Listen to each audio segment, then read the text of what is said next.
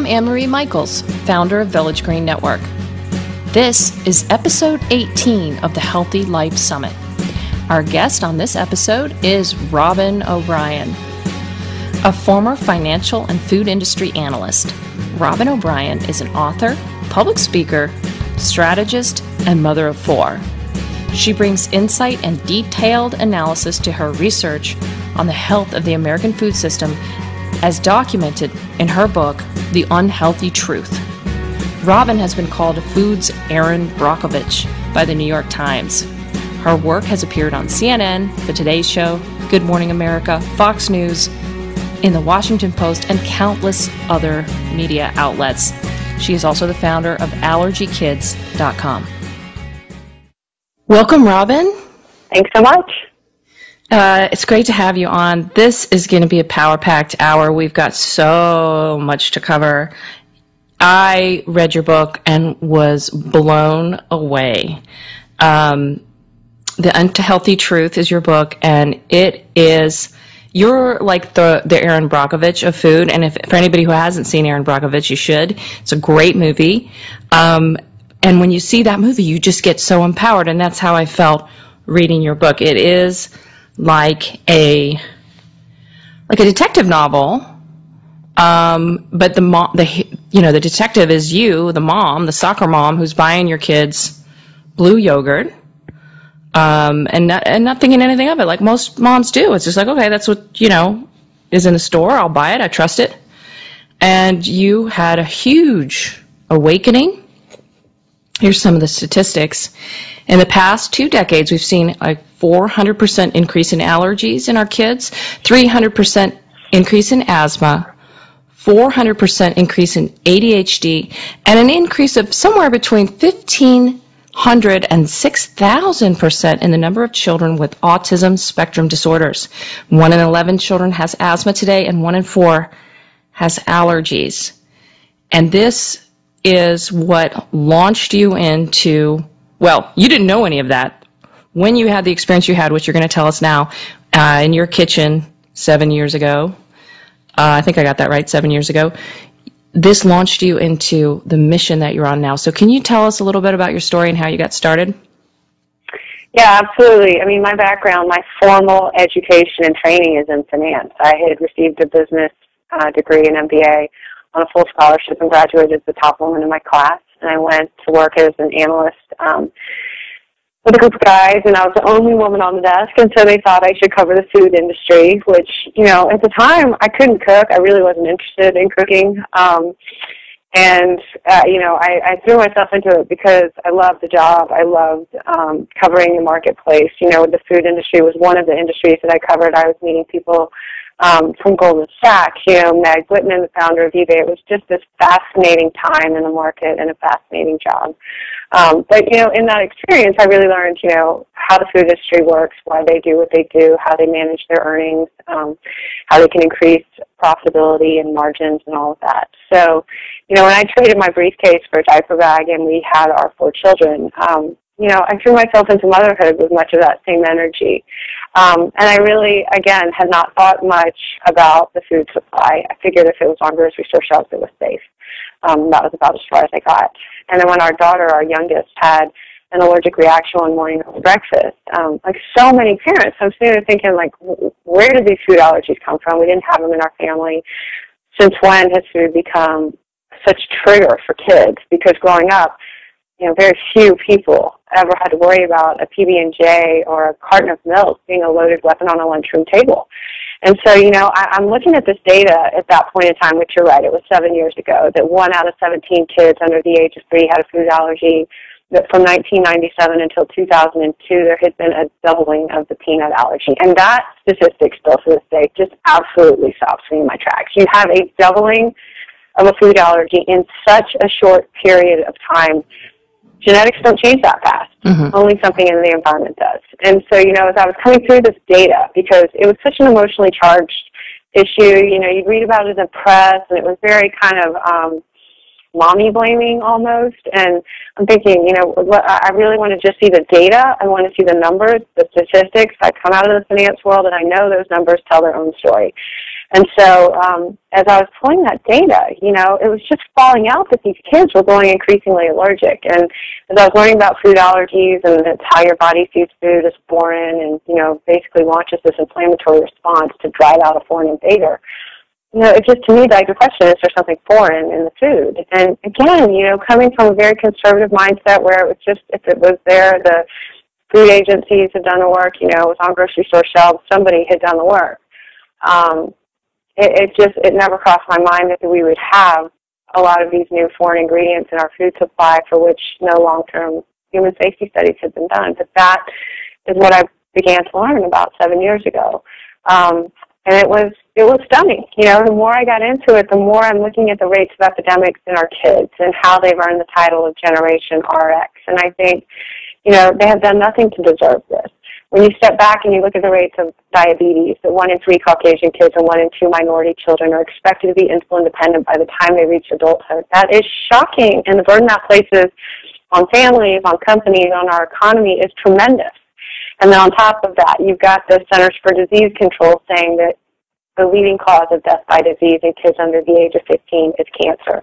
I mean, we did not grow up in a childhood like this. The landscape of childhood has changed so dramatically in the last generation. And as I was really kind of digging into the research and trying to understand the environmental triggers that might have occurred, it's not a one-size-fits-all. It's not saying this is hard and fast, the only answer that is there. Correlation is not causation. But when you look at the massive change that started to happen in our food system in the 1990s by the chemical industry, to me it really called it out and begged a lot of questions,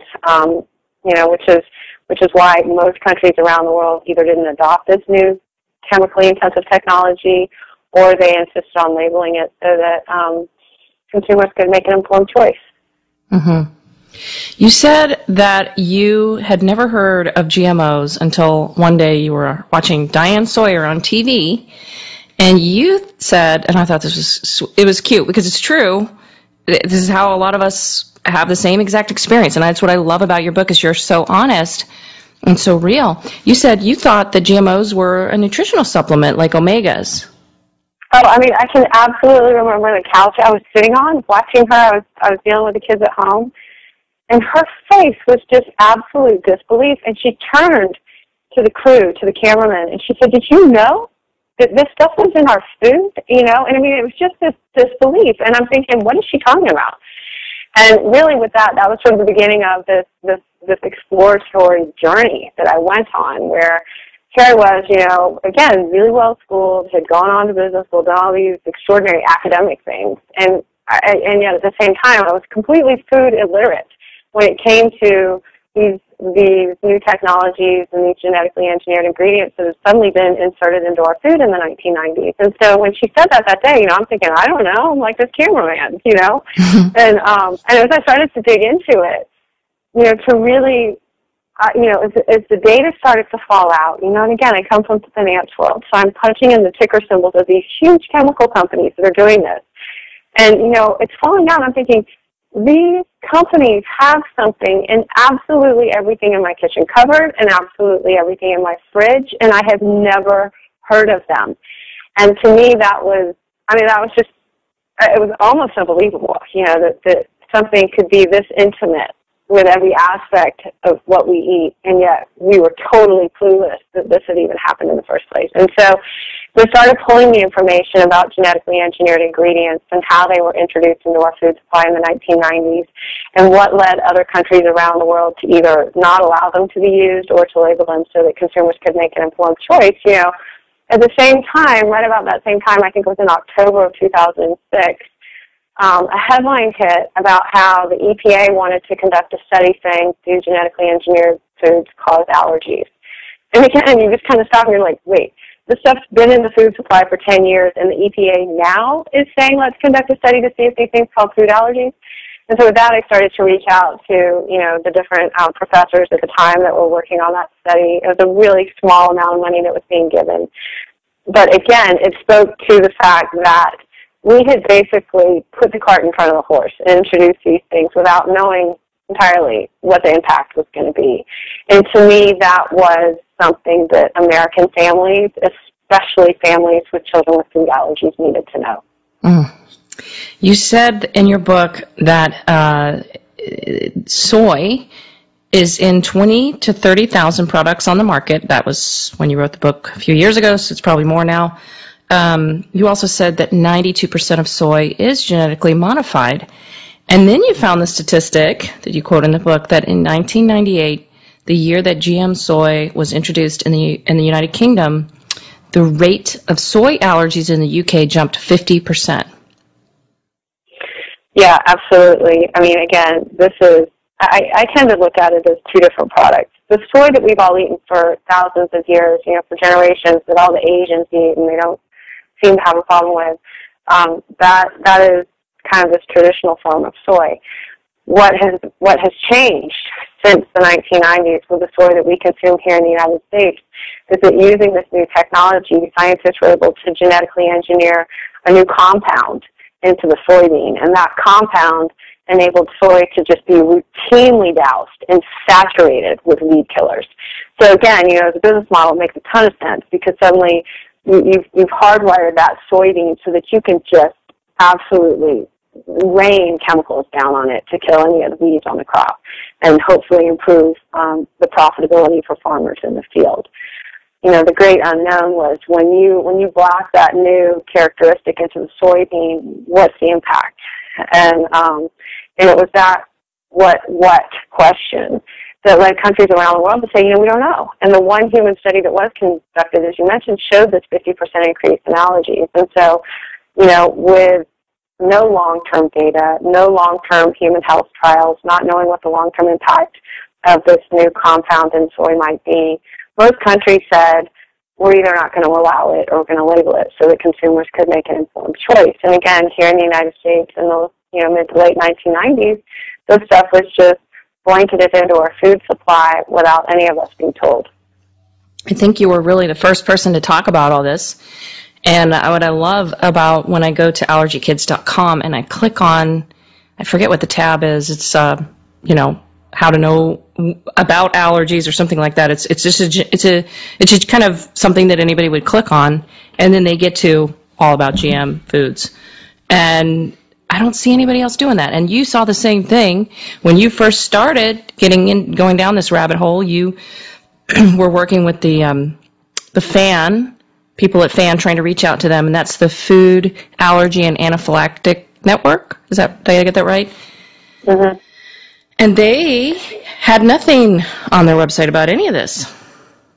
No, and again, it was one of those things where when I was realizing what the dialogue was around the world and how we hadn't had that dialogue here in the United States, I reached out to this food allergy organization that I was raising money for at the time and said, hey, why aren't we talking about this? And they pretty much had an allergic reaction to me. And, at that point I'm thinking, this is information that is not out there. It's information that could have a tremendous impact on the health of our children. And their reaction was so strong against what I was trying to inform people about that it was very aggressive. That I thought, this makes no sense. I'm a mother of four, coming at this from a business background, from a finance background, trying to educate parents, and, why is this organization having such an allergic reaction to this? Why wouldn't they welcome you with open arms and say, great, can you help us, right? Right, and so I pulled their financial statements because I wanted to understand who was funding their research and if there was any reason, why or why not they may or may not be talking about this.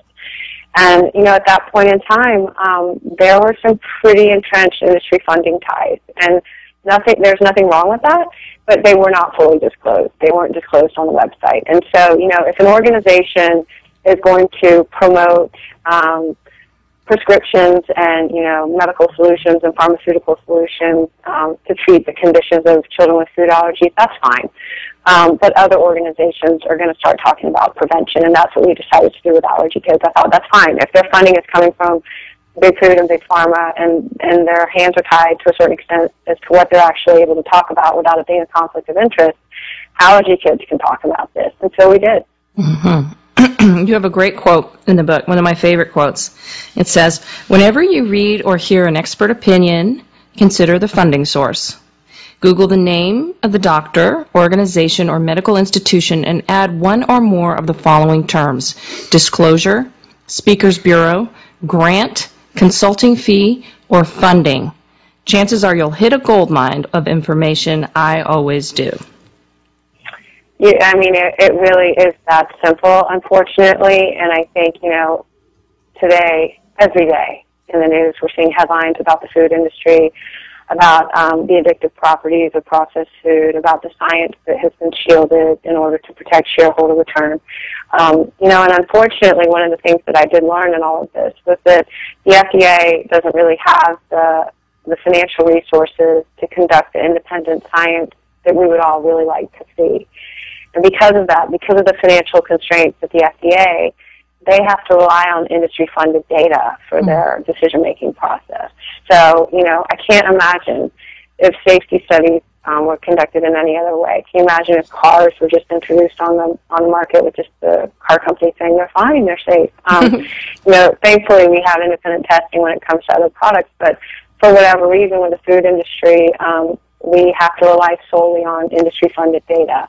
And what was fascinating was that as I was doing the research there, I reached out to a researcher at Harvard University named David Ludwig, and he had conducted studies on exactly that. What happens when the industry funds their own research. And it was stunning. The majority of the time, like close to 100% of the time, that industry-funded research will favor industry. And then when the research is conducted by an independent body, scientists, it tends to have a different outcome, like 95% of the time. So, I sort of give it as this really simple, easy solution in the book, but it is absolutely critical. And it doesn't matter if you're a government agency, a corporation trying to lower your health care costs, or a mom trying to protect your kids. To have independent science that has not been sold, that's not being used as a marketing tool by the corporations is absolutely critical. Makes me think of that movie, Thank You for Smoking, I think it was called. Did you see that? No, I haven't, but a lot of people have made that parallel. Yeah, you made the connection between the biotech industry and tobacco, big tobacco. And yeah, it's not shocking, is it really, that if they're going to do the studies, they're going to fund the studies, they're going to make them, they're not going to publish it if it makes them look bad. Why would they do that? Again, and I think when I saw it firsthand with these executives that we meet from these corporations. Their job is to protect shareholder return, to drive profitability for shareholders. So if that means cranking out some scientific studies that, shed a favorable light on your product, of course that's what you're going to do. That is absolutely your legal and financial obligation to these shareholders. But again, as eaters, as the 300 million stakeholders in the food supply, my goal is to really arm and empower the eater, the American, the consumer, so that we can start to make informed choices to protect our own health, regardless of what the industry is telling us. I want to get into the different ingredients that are in our modern food supply that you call out in your book, and kind of go through these one by one. The first one is soy. In the book, you quote an American Soybean Association bulletin stating that soy is non-digestible in animals with only one stomach, similar to like a pig. That's a pretty shocking thing to find from the American Soybean Association. Well, I know. Honestly, I never thought through it that far. I really was not aware of how pervasive corn and soy had become in the processed food of our country. That 80% of the processed foods contain either this genetically engineered corn or this genetically engineered soy. And, if that's helping drive down the cost of production for these food companies, that's great. But that's a pretty dramatic change that was introduced into the American food supply in the 1990s, because the soy has been engineered to withstand this increasing saturation of these toxic weed killers. And then the corn has been engineered to actually create its own insecticidal toxin internally in the plant. And that change was such a dramatic shift for corn production that now that corn is regulated by the EPA as an insecticide. And to me, I think parents, I think anybody would have the right to know that that corn now is regulated as an insecticide. And so, one of the big challenges I think for our generation is, well, it's the same food we ate as kids, and our parents will often say, well, you ate that growing up and you were fine, and they are. They're the same looking foods that we ate as kids, but what most people, myself included, didn't realize was that this dramatic shift took place where suddenly, it wasn't just corn that was going into the foods we were eating. It was the corn that's now regulated as an insecticide. And that, again, because of that dramatic shift, countries around the world said, we're going to label this so that consumers can make an informed choice. And what's been fascinating is that once consumers are able to make that informed choice, they don't want to choose corn that is now regulated as an insecticide. And so they choose simply to opt out, and they'll choose products that don't contain these ingredients. And again, it speaks to the power of the consumer, because rather than, turn everything into some nanny state or over-regulate or insist on all this legislation, the food industry responds. And they say, okay, we get it. Consumers don't want to eat something that's regulated as an insecticide, so they just drop it from their ingredient list, replace it with something else, and keep going. Mm-hmm. You were the first one that I ever found who was talking about soy related to peanut allergies. My daughter has a peanut allergy. I mean, we eat all organic as much as we can. We're, kind of on the extreme in the group of moms out there who are, always shopping at the health food store, all that stuff. But she still has a peanut allergy. And when I read in your book about peanut allergies being connected to the genetically modified soy, it made a lot of sense to me. Can you talk about that a little bit? Well, yeah, one of the things that researchers, foodologists were concerned with was this cross-reactivity between soy and kids with peanut allergy. And it's because there are a lot of parallels in the structure of those compounds. And so where a child may be allergic to peanuts, they could suddenly trigger, because soy is so similar in its structure. And it was, as I read through that, I thought, there's a fundamental warning that needs to be issued here so that parents can protect their kids. Countries around the world, I think with Sweden, where they felt that it was such a powerful correlation there that, parents absolutely need to know, especially parents of children with a peanut allergy. And, again, there has been such dramatic change introduced into our food supply in the last 15 or 20 years that, it's really, it's presenting a lot of unknowns when it comes to the health of these kids. And so, I think that cross-reactivity issue is a huge one. Another that's recently been highlighted to me by the University of Georgia agricultural groups and farmers out there is that, peanut crops tend to be rotated with cotton crops, and the cotton crops are one of the most genetically engineered crops out there.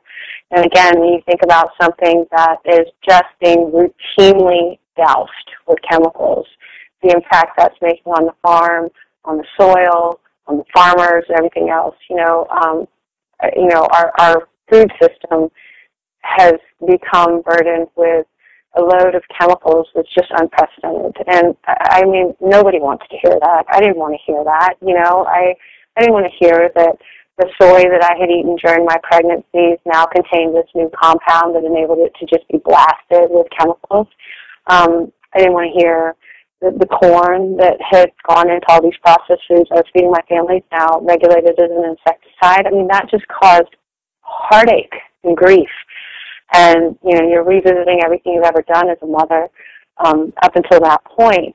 But then, it was also this realization that, American moms and American families really were the only ones who were not given the privilege of this information. We were not given the liberty to choose. And as I came through that, again, it just sort of felt like a kick in the gut, where you're thinking, mothers across Europe were advised to avoid these ingredients during their pregnancy, advised to reduce their exposure to the chemicals and pesticides that are being poured on, fruits and vegetables and everything else. And, here in the U.S., we're told not to drink coffee and not to drink alcohol. And if somebody said, hey, for the first 12 weeks of that pregnancy, try to eat food that's not contaminated with these things, you bet moms would figure out a way to do that. But we have not been given that freedom. We have not been given that privilege. And as I came through that awareness and that knowledge, it was really hard. It was really hard to learn because I thought, this is challenging more than just how I feed my family or how I navigate the grocery store. This is challenging some pretty entrenched beliefs I have about our country and the way it's structured to protect our health. And that's when I really realized, again, coming out of the finance world, how driven these corporations are to meet their quarterly earnings, to drive shareholder return, that really a lot was being externalized, and you can see it in the health conditions in our country. I mean, the U.S. spends more on healthcare costs than any other country on the planet. 17 cents of every dollar in circulation in this economy goes towards healthcare costs and managing disease.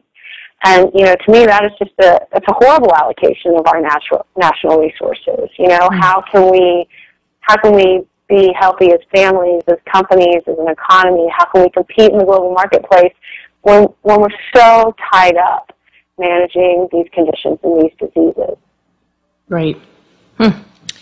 Well, let's talk a little bit about, a lot of people know about the recombinant bovine growth hormone, or they've seen it on milk labels, the does not contain RBGH. I want to hear a little bit about that story. You talk about it in your book, and I think it's an important it's an important part of this whole history. Yeah, again, I think it was one of those just jaw-dropping examples of how the U.S. had deviated from the rest of the world when it came to exercising precaution around the safety of our food supply. And it honestly was probably one of the darkest nights I had as a mother when I realized that the United States was the only developed country in the world that had allowed an artificial growth hormone to be injected into our dairy cows. So, the concern that it was in the milk, the cheese, the ice cream. And it was in 1994, this new artificial growth hormone was created using a genetically engineered E. coli bacteria. And again, learning that information, you kind of step back and say, wait a minute, genetically engineered E. coli bacteria, what is this? But, they use this E. coli bacteria because it can penetrate anything. It's just a vicious attacker. And so it can introduce these new characteristics, these new compounds into the DNA, into the cellular level, because it is so vicious in its attack. And so that's why it's used. And what they were able to do was, with this artificial growth hormone, they injected into our dairy cows. It helps the cows make more milk. So again, the analyst in me is like, that's smart, I get it, we've got more milk. Who doesn't want more cheaper milk, when you got a lot of kids to feed? But what was stunning was that every single other developed country around the world, all 27 countries in Europe, Australia, New Zealand, Japan, the UK, they all said, when you inject this into the cows, it makes them so sick with mastitis, ovarian cysts, skin disorders, all kinds of lameness issues, that it requires this increased antibiotic and drug use in the animals. And so for that reason alone, because of how polluted the animals will get with the drugs too, and how sick it's making them, we don't want this in our food supply. And so because of that issue, that's why they opted out and said, we do not want this artificial growth hormone. And then, the studies continued a few years later. Studies started to show that it also elevated these hormone levels that were associated with breast, prostate, and colon cancer. And when you kind of stop and you look at that, you think, okay, we're the only country that introduced this growth hormone. What are our rates of cancer? And in all honesty, I kind of sat on that question for a while because there's part of me that just didn't want to know. Because all I could think was, how much of this milk have I given my kids and poured on their cereal, and how much of it have I put in their sippy cup? Do I really want to know, what are these rates of cancer? And again, recognizing from the finance world that correlation is not causation, it was still stunning to me to learn, that 1 in 2 men are expected to get cancer in their lifetime, 1 in 3 women are expected to get cancer. The CDC reports that cancer is the leading cause of death by disease in kids under the age of 15 now. And as I started looking at the escalating rates of breast cancer in young women, and that 1 in 8 women are expected to get breast cancer, probably one of the most stunning statistics was to then learn that only 10% of those cancers are genetic, which means 9 out of 10 cancers are environmentally triggered.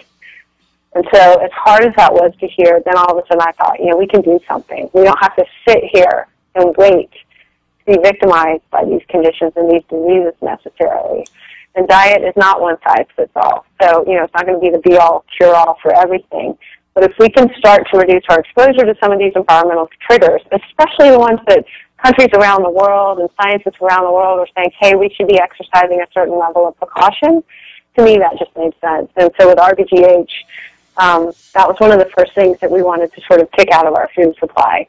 I figured if no other developed country in the world thought it was safe enough, we should exercise that level of precaution. And what was fascinating was that that's when I learned that Walmart had done the same thing, that they were recognizing that consumers didn't want an added artificial growth hormone in their dairy.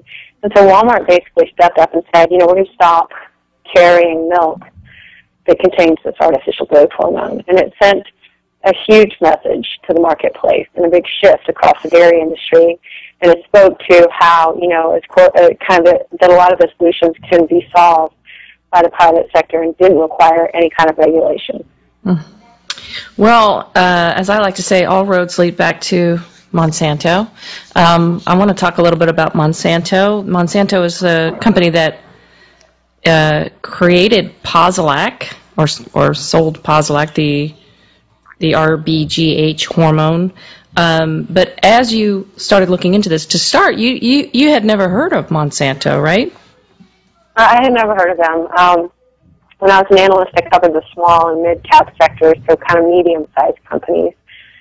They were a $70 billion company at the time that I was doing the early research on this, and so it was much bigger than any of the companies that I had covered as an analyst. And I honestly, I wasn't familiar with them. And when I really kind of dug into the financial data and learned that there was this chemical company, with a history of chemical products, that had been used in everything from, nuking the weeds on our lawns to used in the Vietnam War, all of a sudden you're realizing that this same chemical company has hardwired our soy and our corn to withstand increasing doses of their chemicals. And, the analyst in me had a lot of respect for the business model because I thought, that's brilliant. You've hardwired these crops so that you can sell more of your chemicals. I mean, that, the shareholders and the board of directors would celebrate something like that. But at the same time, there was not any information ever put on a label that would give a consumer the information he or she might want to know, that this very significant change had taken place. And, it's been fascinating to watch because these ingredients that they have now hardwired into these seeds are patented, and they're almost like an operating system. So just how you have like Microsoft and Word and Office and it's all bundled and everything works together, the same thing now is happening with the food and with these seeds. The seeds now only work with certain chemicals, and so you kind of have to buy the whole bundle. And again, as an analyst, it is just a brilliant business model because you're looking at multiple lines of revenue, a good way to ensure future visibility. You have these farmers sign these contracts that ensures that they, re-up on this whole suite of products, including the chemicals and the seeds. So, as a business model, it's absolutely brilliant. But again, I think for a consumer to realize that this change has happened in our food supply and that we truly are one of the only developed countries in the world that we're not given the information and the freedom of choice, to me that was just shocking. Mm-hmm. All right. Well, so in addition to soy and the Posilac, there's the genetically modified corn. 80% of corn grown in the United States is genetically modified. Can you talk a little bit about that? Well, absolutely. I mean, the corn is used, primarily as a livestock feed, and then it's also used by the processed food industry with high fructose corn syrup and all sort of different products that are created as, from cornstarch, everything else. And when you look at, the efforts to try to drive profitability in that sector, This change was made because there was growing concern of the spraying of these insecticidal ingredients across cornfields. And so using this new technology in the late 1990s, scientists were able to engineer that insecticidal characteristic into the corn itself, so that as the corn plant grows, it then releases its own insecticide. So, in a laboratory or on a spreadsheet, that makes a lot of sense because you're reducing the spraying of these insecticides. What was fascinating at the time was that in terms of foreign trade, exports out of the United States, countries around the world said, no way, you got to be kidding. We don't want corn that contains its own insecticide. We don't want to plant that in our fields. We don't want to feed it to our citizens, and we don't even want to feed it to our animals, because who knows what would happen to a cow that's suddenly raised on, insecticidal corn. And so all of a sudden there was this pushback, where we thought we were going to be able to advance these products globally around the world. Countries around the world said, no, thank you. And so here we found ourselves with this just surplus of corn. And with that, you've got to find new things to do with it. So, it increasingly found its way into our food supply, whether it was fed to animals or used in processed foods. Ethanol policy was constructed in order to try to offset some of that excess corn. And what I think is fascinating is that in working with the farmers, to really say, what do you guys need? Are you proud of the system that you now are using on your farms? Because this isn't how your grandfathers farmed or your great-grandfathers. I mean, they didn't have to sign licensing agreements or royalty agreements or trait agreements and pay all these excessive fees to license the use of these characteristics. I mean, they just bought seeds. And, it's interesting because they are not necessarily proud. And, in some cases, sometimes these new genetically engineered products do create increased yields and, more corn or more soy, but in other cases they don't. And so it's not the silver bullet that farmers originally thought it was going to be. And now over half of our farmers around the country are saying, this was actually supposed to help us use fewer chemicals, and instead these crops are becoming resistant to the chemicals, and now we've got to use more higher toxic doses of chemicals in order to treat the weeds and things that are growing up around these crops. So, it's a new technology, it's a new product.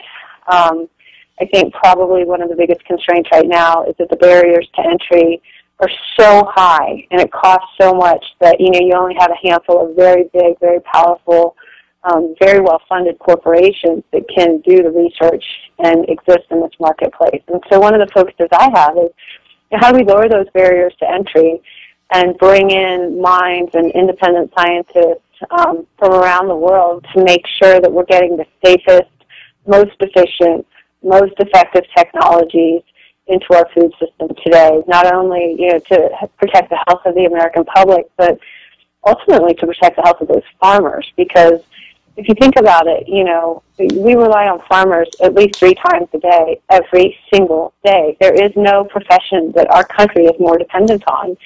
And so to ensure that, they've got the instruments, the tools, and the resources and are healthy enough to be able to provide that service, they're stewards of the food supply, and it's absolutely critical. And shouldn't our farmers be the stewards of the food supply instead of the chemical companies? I mean, that's pretty... they really... yeah. I think... I think, it's one of those things we've become so disconnected. I mean, I use the term food illiteracy. We became illiterate as to how food is produced and manufactured and grown. We just figured if it somehow it got to that grocery store shelf, and you really didn't think beyond it being in your cart. But, ultimately, the health of our food supply is completely in the hands of these farmers and is contingent on the health of that farm. And if that farm is just being saturated in these chemicals, that's what we're eating, And I think to really step back and say, is there a smarter way? Today we now have these studies, whether it's coming out of the President's Cancer Panel or the American Academy of Pediatrics, that's saying repeatedly we should be reducing our exposure to these chemicals. We're told not to put these weed killers under our kitchen sinks, if we have little kids, and yet that is what we are pouring all over the things that are going on our dinner table. So, at this point in time, it's fascinating. The United Nations, countries around the world are saying, hey, there are all these smarter ways that we can be doing this instead of having this chemically intensive food system. And, you know, it really is time that we begin to think that way here in the United States. I think especially in light of the escalating rates of diseases. So we've talked about GMOs. The other issue out there affecting our kids, it's really prevalent, is food coloring. All kinds of additives, right? There's all kinds of additives. But let's just talk about food coloring and some of the studies that have been done around that you highlight in your book. Yeah, I mean, the food coloring issue, too. I mean, I was the first to feed my kids the bright blue, bright pink yogurt. I honestly didn't think about it. You know, I had 4 kids, and I just figured it's hard enough to get them to eat. It was there. Somebody had done the research. And what was fascinating to me on food dyes was to learn that, you know, countries around the world were conducting these studies, and they were independently conducted. Again, that's such a key issue. In the UK, there was a study called the Southampton study, and it was a very extensive study conducted 7 years apart, in which these kids were fed these artificial colors and some of these other additives. And the results were so compelling to the scientists, the researchers, the doctors, parents, that overwhelmingly the industry just moved without any type of legislative nudge or any kind of regulatory pressure. They saw that consumer demand, once they got this independent science, you know, in the media, in the dialogue, consumers said, we don't want this in our food anymore. We don't want it in the food fed to kids. And so Walmart, Kraft, Coca-Cola, they voluntarily removed these artificial ingredients from the products that they sell overseas, especially the products to kids. And so, you know, when I was reading this quote after quote after quote about how proud our American corporations were for not using artificial colors in Skittles, or not using the artificial colors in sodas, or not using them in the M&Ms that they sell in the UK, you know, you're kind of going, well, what are we over here? Like, why aren't they doing this for us? We're not asking them to reinvent the wheel. We're simply saying, why aren't you putting the same value on the lives of American families that you've already put on the lives of families and kids in the UK? And so as hard as it was to stomach, on one hand, I thought, you know, we're not asking them to reinvent the wheel. Consumers just have, again, have not been informed. We have not had this dialogue. And so, you know, the more I dug into that, it's like, you know, a lot of these dyes are made from petroleum byproducts, and, you know, you're kind of like, once you have this awareness, it's stunning. You're thinking, you know, wow, I had no idea that this is what went into the production of these dyes. And, you know, what's fascinating to me right now is that the food industry, they've got kids of their own. They've got families of their own. They have family members and loved ones that are suffering from autism or cancer or some of these other conditions. And they realize that they actually have the power to make these changes.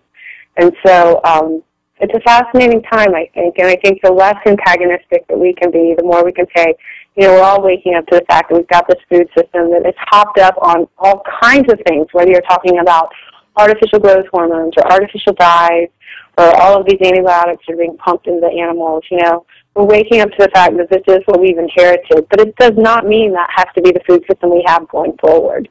And I think it takes all of us working together, doing our part to do what we can where we are with what we have. And I think that emphasis is absolutely critical. It doesn't matter if you're a giant food corporation or if you're a mom at home trying to make these changes. You have to give yourself permission to do what you can where you are with what you have, and not to make the perfect the enemy of the good. Mm-hmm. Mm-hmm. Yeah, really important. And I think that's what I love so much about your approach and how you called yourself a bridge, and that's how I see you, is really a bridge to all these families out there who do legitimately feel completely overwhelmed when they hear all this. It's like, oh my gosh. You think about having to throw out everything in your cupboards and fridge and start over, and it doesn't have to be that way. And we're going to talk about how people can get started and kind of use your 80-20 policy, which is exactly what we do in our house, by the way. It's 80-20. We don't go crazy.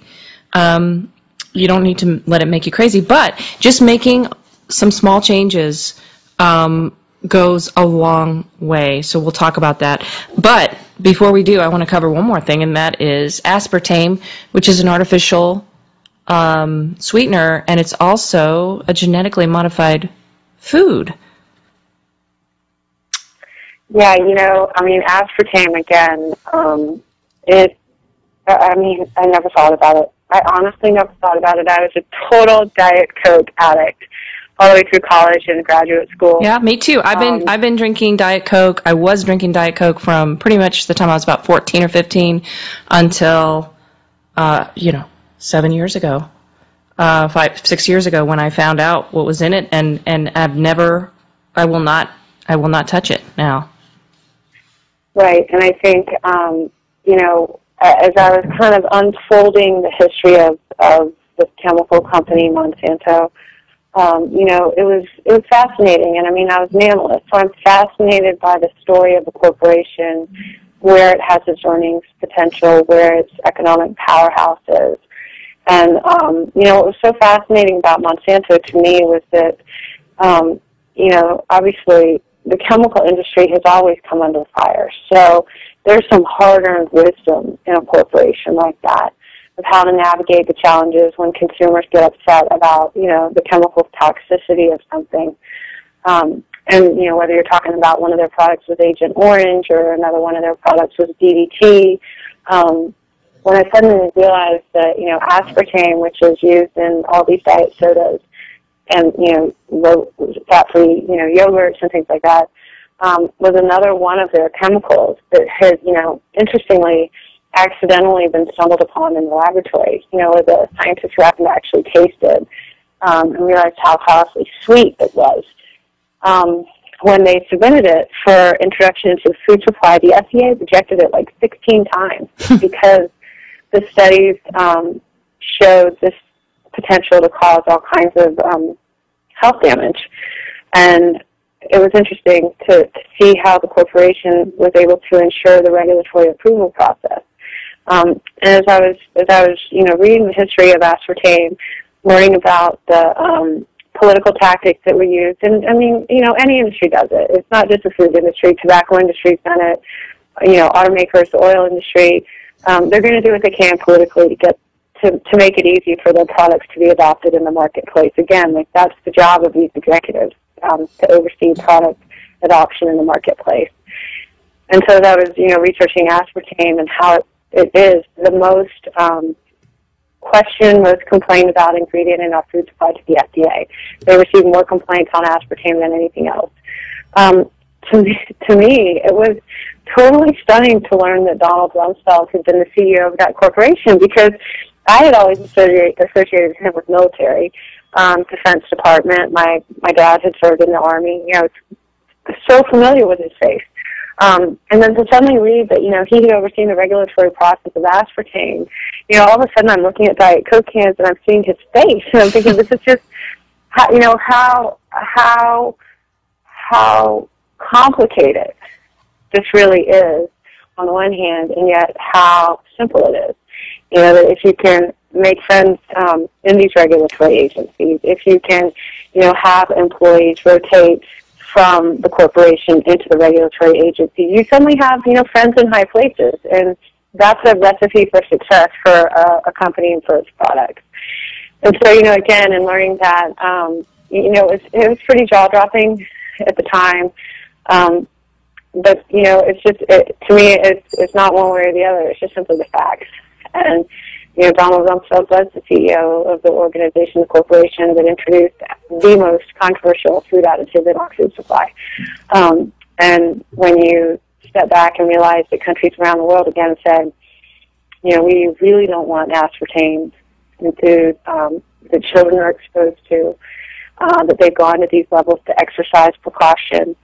There's all kinds of controversy over these artificial sweeteners right now about whether they actually contribute to obesity, despite the fact you're thinking that they have no calories. What they're doing to our taste buds, how they're hijacking, our taste buds, and what it's doing to our whole system of craving sweets when we're tasting something that's so incredibly sweet. And again, that was a really important point to kind of come back to these studies by Harvard, which specifically had been conducted on the beverage industry, and see how the industry-funded science, particularly on something like these artificial sweeteners like aspartame, had such a powerful influence on the outcome and the product success in the marketplace. Let's ask this question. Why is it so important for us to regulate genetic engineering? And it's a two-part question. What can we do? I think what's interesting is that the chemical industry that introduced this technology, they use genetically engineered products. They like to claim that they're substantially equivalent, and therefore there's no need to regulate them. There's no need to label them. There's no nutritional difference. They look, taste, and smell the same. That's the basic standard for them. They also claim that they've been tested more than any other product in the marketplace. When you stop and think about how the industry is conducting their own research and the FDA can't have access to conduct the independent science because this is all protected under these patents that were introduced with these products. It's protected as intellectual property right. That if you or I wanted to seek permission to study these things, to say, hey, are they causing these allergic reactions in our kids? We'd have to go to the chemical corporations and get their permission to even conduct the studies. So they've really got to lock on the science, which, again, is convenient if you're selling a product, because it really prevents anybody from asking the hard questions. But, at the same time, I think what really needs to be addressed is this, archaic legislative piece that's in place that says basically if it doesn't look, smell, or taste any different, it's considered substantially equivalent.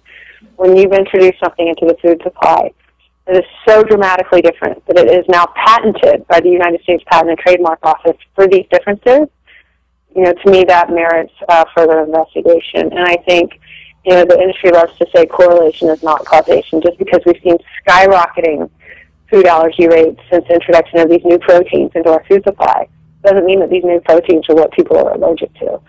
And so they'll love to say there's no evidence of harm, and that's because they haven't conducted the studies, and so there is no evidence. If you were to sit a child down, and any mom that's ever had her children tested for food allergies knows that they, do the skin prick test where they touch the ingredients to the child's back. And if you were to sit a child down and, test him for whether or not he's allergic to the soy that we all grew up eating or whether he's allergic to these new ingredients in genetically engineered soy. Is the child allergic to the milk we all grew up drinking, or are they allergic to this artificial growth hormone that's now found in the milk? And the corn, is a kid with a corn allergy allergic to the corn we all ate as kids, or are they now allergic to this insecticidal protein that's been inserted into our corn? Those studies haven't been conducted, and so in the absence of those studies, the industry can say there's no evidence of harm. And I think, the other thing they can claim is that in the absence of labeling, there's no evidence. Because if you had labels on these ingredients and a child were to have an allergic reaction or an adult were to have an allergic reaction, you would know that that ingredient was in that product. And there would be traceability and liability and accountability. And again, these executives, they don't want that. They don't want that liability on their balance sheet. And so it's easier for them to insist that these products do not need to be labeled. But I think what we're quickly realizing in light of these escalating rates of diseases is that this food system that we've inherited is no longer working for us. You say that children represent only 30% of our population, but they represent 100% of our future. And I think that's a really powerful statement. It's very true. You before we got on the phone today, you were telling me how many stuffed animals you've received over the years from parents whose children have passed away. It is. I mean, it's an interesting position to be in as a mother of four. As much as you would do anything to protect the health of your children, to now find myself in the position that I'm in today, I wish that I could just snap my fingers and we could be out of this situation. Our children have earned the title of Generation RX because of the rates of diseases. 1 in 3 kids has allergies, autism, ADHD, or asthma. 90% of the ADHD medications in the world are sold here in the United States. We only represent 5% of the world's population, and yet we're consuming 90% of the ADHD drugs. our children have not done anything to deserve this. And I think, not only is it impacting them, this Generation RX, but it's impacting our families, it's impacting marriages, it's impacting healthcare costs to corporations. And, I guess I have a high level of sensitivity to it as a mother of four, where I look at them and I think, this is the future of our country. We're raising up these children. One of the kids calls himself an adult in waiting, and that's what they are. And when I kind of had that realization that our future, innovation, entrepreneurial capabilities, creativity, our military power, whatever it is you care about right now as an adult, is completely contingent on the health of these children. And so, that's where I think, really to me, it's an all-hands-on-deck moment to really clean this up. I think the more that we can find market-driven solutions, which we're seeing, which to me is so inspiring, whether it's a company like Annie's who sells the bunnies and the mac and cheese, without all the junk in it, doing an IPO, or, these companies that are starting to introduce their products in the marketplace. You see every day, the gluten-free, dairy-free, organic products, and a lot of times those are being invented by parents who are saying, I want a better solution for my kid, and it wasn't there, and I'm going to create this. And I think those solutions and those opportunities, as we look and realize we've inherited this just messy food system, if you turn and look forward at this landscape that's in front of us that we get to design, that's where the opportunity is. And I think there's enormous opportunity to get involved, whether it's, introducing salad bars in a school lunch program, or, launching a company, or launching a consulting agency that really helps parents navigate some of these changes. There are just extraordinary opportunities. Yeah, you're so right. I've met so many founders of companies of the natural food products who are people that just said, I want something different. I'm going to create something different. And it's amazing what people can do when they get ignited, when they get a little bit of outrage in them, a little bit of fear. These are all good things. I always tell my daughter and my husband, I say, anger is not a bad thing, because anger is what helps you set a boundary. And, one of the questions I've gotten over the years, and people are like, you're so calm about this. How are you not angry or mad? Or, people will try to say, use the word activist. And I think, the term activist to me still sounds like somebody that's mad or angry. And, there were stages where there was just heartache and grief, and I thought about everything I had fed my children, and I thought about this belief system that was shifting, around these agencies and how things had changed. But what I came to was that, underneath all of those emotions, the grief, the anger, the frustration, the sadness, is love. It's the love we have for our families, it's the love we have for our country, and that is rocket fuel, and it propels this change, because, you can only stay mad for so long.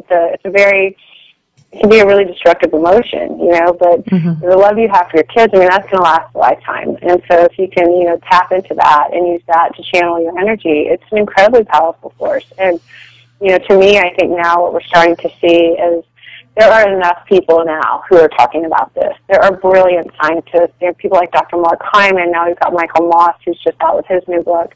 It seems like every week you turn around and somebody else is stepping up and saying, this is really as bad as we didn't want it to be, but it really is this bad.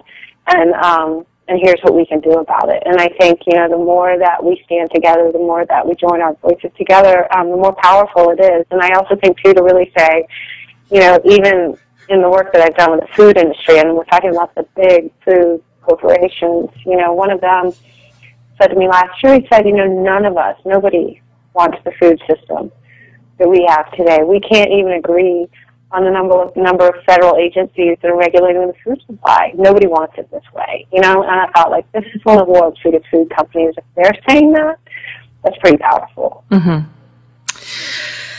One of the things you said in your book was that you call yourself a mama bear. You say you're talking about how to ride out the tantrums when you start to change your kid's diet. And we're going to talk about that next, just how to get started changing your family's diet. But you said, I wouldn't let my kid go out into the deep end of the pool by himself, or cross a busy street alone, or eat 3 big pieces of birthday cake. It's kind of like you're making the analogy like, hey, you know, when you're a mother or a father, it's your job to protect your kids. The problem is, right, Robin, people just haven't known that their kids are even in danger. No, and I think, you know, there's part of it, like I said, where you just want to quote yourself from it. You know, it's hard enough being a mom. I mean, it's hard enough getting the kids to eat and juggling and making that transition, especially, you know, for people that are a single mom or working a job, or, you know, there are so many constraints, and so I think you can only deal with what you can deal with, you know. And so there was a lot, and I mean, I was example number one. I mean, there was just, I just didn't want to know it. I did not want to know. So I did everything I could to sort of not know, to navigate around it, to dismiss anybody that might be trying to talk about this stuff. You know, I didn't have time for it. And yet, at the same time, you know, what you realize is that, yeah, we do exercise precaution every day. You know, you make sure your kid is buckled up in the car seat. You make sure they wear a helmet when they're on their bike. That same level of precaution has not been there in our food supply. You know, you would hope that it would have been there at the federal level.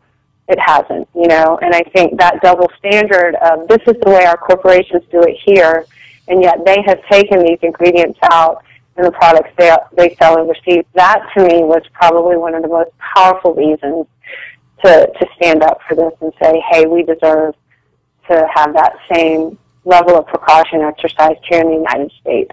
And unfortunately, I think the thing that is driving the change the fastest is this escalating rate of disease. I mean, last year, you know, the manufacturers of EpiPen, I mean, their sales growth was up over 75%. I mean, this is real. This is happening. We are, you know, pouring more money into drugs. We spend more money on drugs here in the United States to treat all of these conditions than we spent on gasoline last year. And so, you know, when you really start to step back from that and say, how are we going to be as a country in the global marketplace? How are we going to compete on the global stage? You know, how are we able to, you know, do the things we want to do financially and economically as families, as companies, as a country, if we are this sick? And so I think it's time that, you know, as a country we start to exercise the same level of precaution. So you've said, you know, it's really hard to get studies done. It's really hard to see anything change on that level. There's so much resistance in the media. So really, it's about taking the power back into your own hands, because we do actually, as consumers, have a lot of power. We have a lot of power. You know, I think on the one hand, I want to say vote with your dollars, and it's all about the shopping cart. And that's true to a certain extent.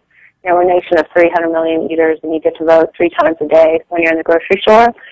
But, you know, with something like this, to see the change we want to see as quickly as we want to see it, it's going to take more than that. And I think what's been fascinating to me to witness is, you know, these corporations, our congressmen, our legislators, they are struggling with these same conditions too. I sat down with a senator who shared how, you know, one of his grandchildren was diabetic, the others had a peanut allergy, the other with ADHD, you know, and it doesn't matter where you are politically, what side of the aisle you're on. It doesn't matter where you are socioeconomically. Cancer doesn't care. Diabetes doesn't care. Food allergies don't care. This is impacting all of us. And I think, you know, you can make those changes in the grocery store, but I think it's equally as important, you know, that if you find a product that you love, or if you're really grateful that they've dropped the artificial dyes out of something like Capri Sun, let these corporations know the power of positive reinforcement is so strong. And then also, you know, reach out to your local representatives. There is legislation that's being introduced, you know, that does start to introduce this notion of how can we exercise precaution on our food supply here in the United States, the way countries around the world have already done. And I think, you know, once you really start to engage, you realize how accessible it really is, and that it really is all of us together. It's going to take that to fix this. Agreed. Now let's just close this up with, let's give people some solutions and some options for what to do to get started. You do cover all this in your book, and if they want to get a copy, I highly, highly recommend The Unhealthy Truth. It's a fascinating read. You will be up at night. It's one of those books that keeps you up at night. Try to finish it because it's amazing. Real page turner. But and then the last part of the book, you do talk about what to do. So let's just cover some of those tips that you give in the book. Yeah, well, so to offer those suggestions, I have to go back to where I was that day when I was standing in my kitchen, learning all of this and realizing that these dyes and these growth hormones and these genetically engineered ingredients that aren't allowed in other countries around the world were literally in everything I was feeding my family. I was just paralyzed. I thought, what am I going to do? It's in everything. But paralysis wasn't an option. And so I thought, I can't do everything. We don't potty train our kids overnight. We don't wean them from a sippy cup overnight. These changes do not happen overnight. So we're going to pick one thing. And for me, that very first thing was getting that artificial growth hormone out of the dairy. I did not want it in anything in our kitchen. And thankfully, you can go to Walmart or Costco or Sam's and you can get milk that's labeled RBGH free, which means it does not contain that artificial growth hormone that was linked to all those horrible conditions in the animals. And so that was the very first thing we did. And, we took it in these baby steps in a way that wasn't going to freak my husband out because of the massive change in the budget. I was intimidated. I didn't want to change grocery stores. I didn't want to do any of that. And so we did it in these baby steps. And, instead of the fluorescent mac and cheese that contained the artificial growth hormones and then all these artificial colors, which have been linked to hyperactivity and dropped from kids' foods in other countries, I thought, okay, how am I going to dial back on these artificial colors? And my kids were so used to that fluorescent mac and cheese, I thought there's going to be mutiny at the kitchen table if I try to go cold turkey on this. So we literally scaled back like half the packet of the fluorescent orange powder, then a quarter of the pack until, we got to the point where they ate noodles, the colored noodles, and we grated cheese or olive oil. And, there was something to be said for giving myself permission to not make the perfect the enemy of the good, that this was about progress, not perfection. And so we took it in those baby steps. We ditched the high fructose corn syrup and products. And thankfully, major food companies are realizing parents don't want that in there. The industry will come out and say, there's no difference, there's no difference. I mean, consumer doesn't care. They don't want it in there. And so, as parents start to preference away from high fructose corn syrup, the companies are responding. So that, thankfully is getting easier to navigate. And then, these genetically engineered ingredients, primarily the genetically engineered ingredients that are in the corn and the soy. So for us, some of the simple swaps were, instead of buying the corn chips, we're going to buy potato chips. I mean, any nutritionist would say, oh my gosh, potato chips. It was not about making the perfect enemy good. And so, we made these changes very gradually. We went from the blue yogurt to white yogurt with sprinkles, and it was in doing that suddenly you realize, you do have a lot of control, and there is a lot that you can do. It doesn't require some huge budget. It doesn't require that you change grocery stores. And as we kind of started to introduce these baby steps, we just focused on, what I say is just to eat less fake food, eat less processed food. Food's not meant to sit on a grocery store shelf forever. And so, instead of the snack pack that was full of 50 different ingredients, the kids got used to eating an apple or an orange or banana for their snack. And there was nothing radical about that. It was just a shift in the way that we thought about it. And that, we wanted to feed them foods that contained real ingredients instead of all of this artificial stuff. You also follow, as we do in our home, the 80-20 rule? The 80-20 rule was absolutely critical, although in the beginning, it was probably like 10-90, the stuff I was feeding my family was so packed full of artificial ingredients. And so, we started on this kind of spectrum where I thought, okay, how do we move along this thing and reduce our exposure to all these artificial ingredients?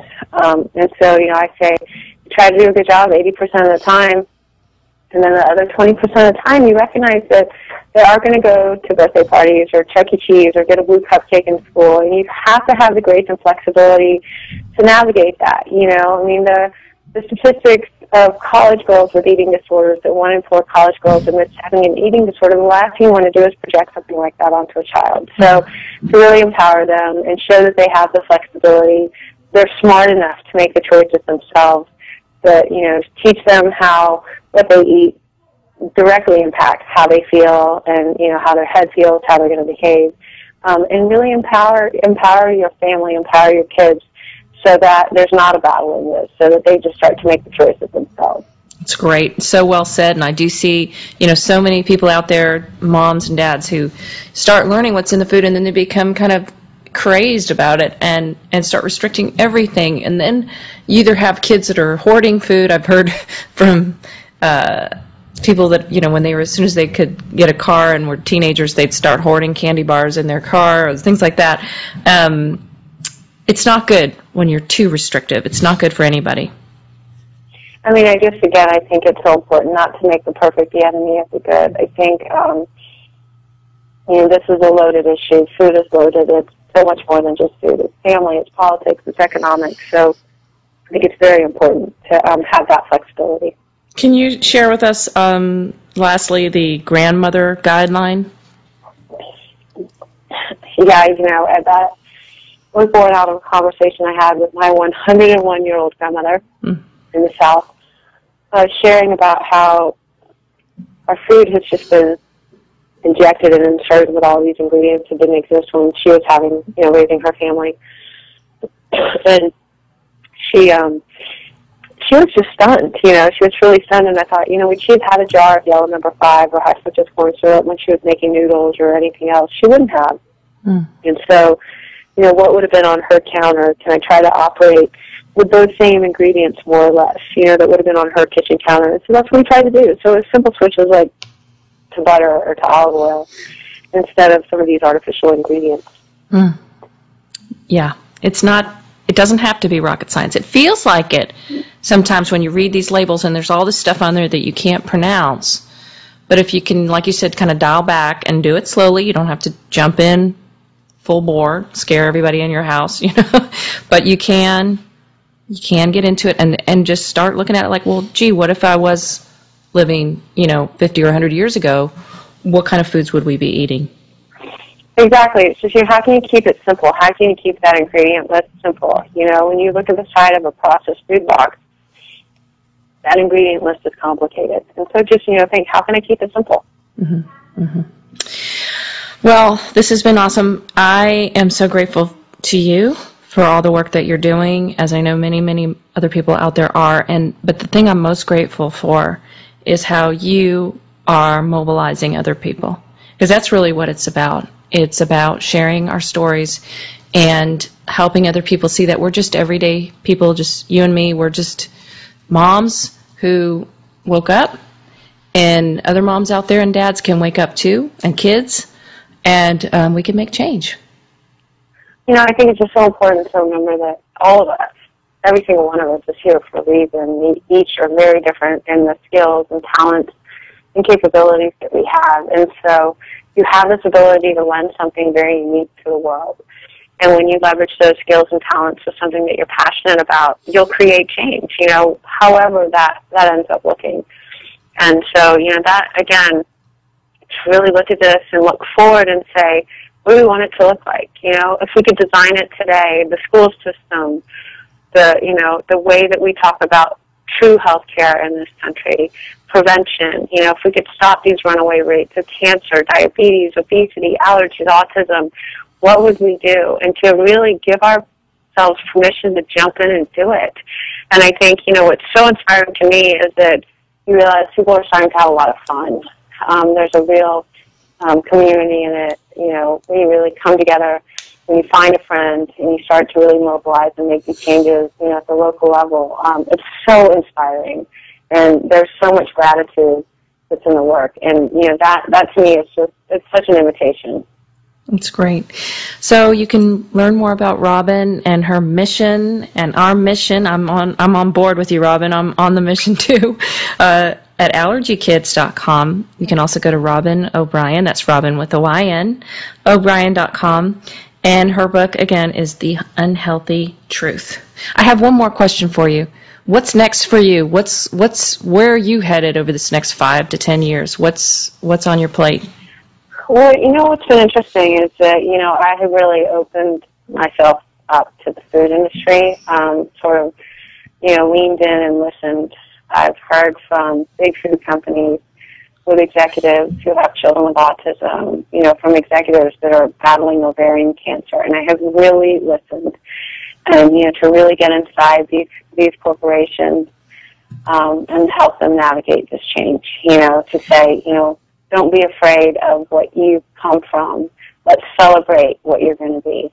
And so that policy change to me is incredibly important. You know, how do we create policy at the federal level that helps facilitate this change? How do we create policy that makes clean and safe food affordable for all Americans, not just those in certain zip codes? This is truly about the health of our country. To me, there is nothing more patriotic or more important that any of us really could be doing. And I think that there's enormous opportunity in that. So many tools and resources are needed. You know, it's not one size fits all. Some people are going to respond to a book like The Unhealthy Truth. Other people may need a TV show. You know, somebody else might need a movie. Somebody else might need a documentary. We need all of these tools and resources so that we can create the solutions that we want to see. And I think, you know, the thing I'm so grateful for are the stories every day that I hear every day from these families who are creating these changes. You know, whether it's a 64-year-old grandfather that's dropped 20 pounds because he cut processed food out of his diet, and he sends me a picture of how, you know, great he feels because he looks the same as he did in college. You know, those stories are so inspiring, on top of the stories, you know, of parents that are starting food companies, you know, with the help of their 15-year-old because they just want to create a better way. And I think, you know, that's the spirit that our country was founded on, that pioneering, entrepreneurial, create a better way spirit. And to me, that is just something that is so exciting and something to be celebrated. Hallelujah. Well, thank you, Robin. We really appreciate your time with us today. Thanks so much for everything you guys are doing.